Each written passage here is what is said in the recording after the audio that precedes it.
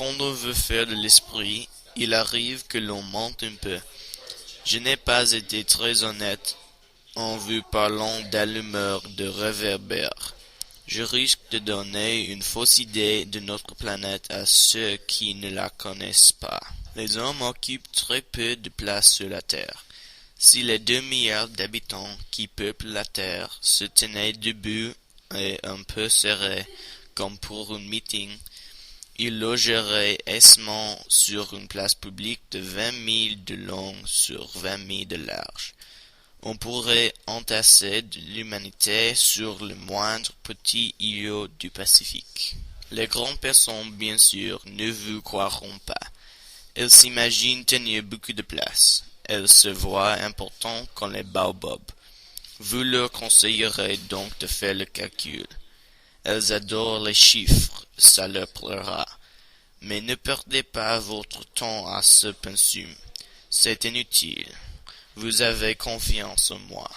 Le petit prince, une fois sur terre, fut bien surpris de ne voir personne.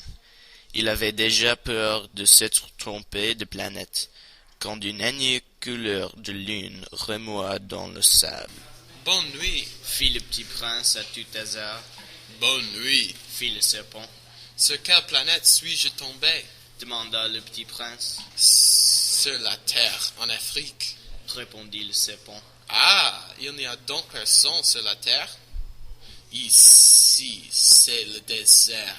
Il n'y a personne dans le désert. La Terre est grande. » dit le serpent. Le petit prince s'assit sur une pierre et leva les yeux vers le ciel. « Je me demande, dit-il, si les étoiles sont éclairs, afin que chacun puisse un jour retrouver la sienne. Regarde ma planète, elle est juste au-dessus de nous, mais comme elle est loin, elle est belle. » dit le serpent. « Que viens-tu faire ici ?»« J'ai des difficultés avec une fleur. » dit le petit prince. « Ah » fit le serpent, et il se tut. « Où sont les hommes ?»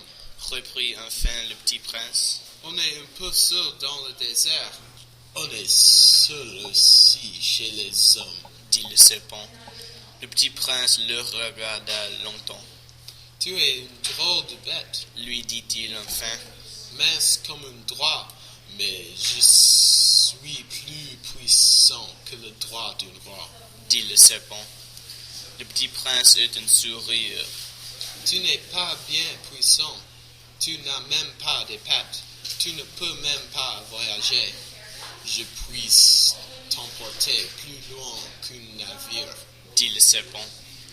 Il s'enroula autour de la cheville du petit prince comme un bracelet d'or. « Celui que je touche, je rends à la terre dont il est sorti. » dit-il encore. « Mais tu es pur et tu viens d'une étoile. » Le petit prince ne répondit rien. « Tu me fais pitié, toi si faible, sur cette terre de granit. Je puis t'aider un jour si tu regrettes trop ta planète. Je puis... »« Oh, j'ai très bien compris, » fit le petit prince. « Mais pourquoi pars-tu toujours par énigme ? Je les reçus toutes. » dit le serpent, et il se tut.